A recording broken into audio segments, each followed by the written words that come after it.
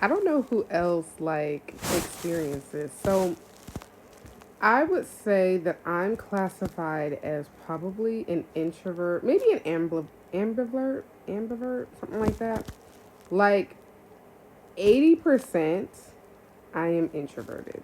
I am at the house.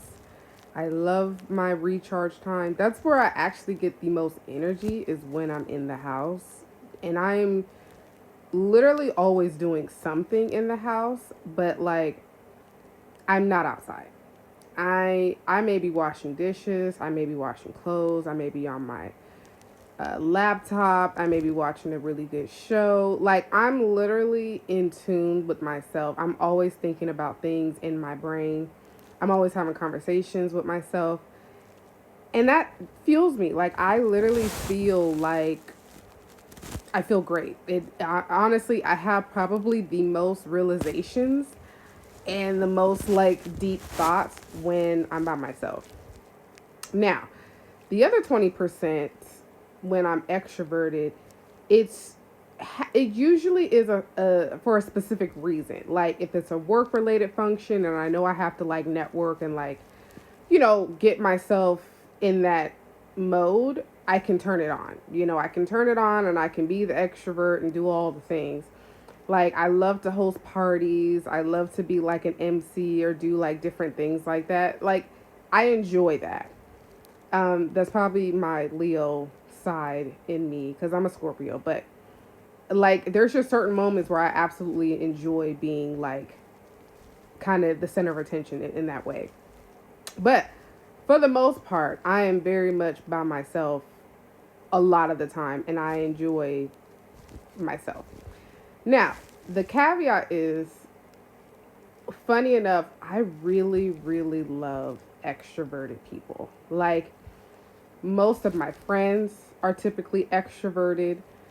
Uh, Guys that I'm attracted to are extroverted, or at least, I mean, I've dated introverts as well, but what I'm most drawn to is I love an extroverted man. Like, there's something about a man, like, when he has never met a stranger, I just love that. Like, I love that you can just completely connect with people so instantly. And then next thing I know, we're getting invited to some party or like we're getting invited to go somewhere because he's made friends. Like, and it's perfect because I don't have to talk to them to get that connection. Like he's made that connection and I get to tag along. Like I love that. Like I love that I don't have to be the one that made the introduction. Like I said, I can, but I would prefer not to.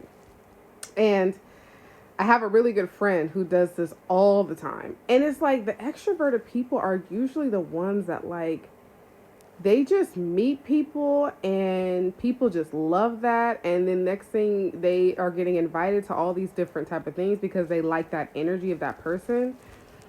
And I am just like happy as a clam because I'm like, oh, this is great. Like we get to go and like it's almost like I get to enjoy different experiences and opportunities that wouldn't necessarily come to me because I'm usually just to myself, but because of that person, it's like, oh, this is great. Like I didn't even know Sally was married to Jim and they have these two, like I get to learn more about them. Like it is just such a great benefit to have extroverted people around you. And I feel like if my husband could be extroverted, I would just love that. Now, the caveat is I still want them to be able to enjoy being alone, like with me. I don't want to always go out every weekend, but I also don't mind if they go out and then they tell me what happened. Like, I love that. Like, tell me what happened, give me the tea, give me the rundown. I love it. I want to know all the things. But but I don't want that person to always feel like they have to go out every weekend because they just need to. Like, I like to have a balance between the two. And I like that when you're with an extroverted person, at least for me, they bring out more of my extroverted side.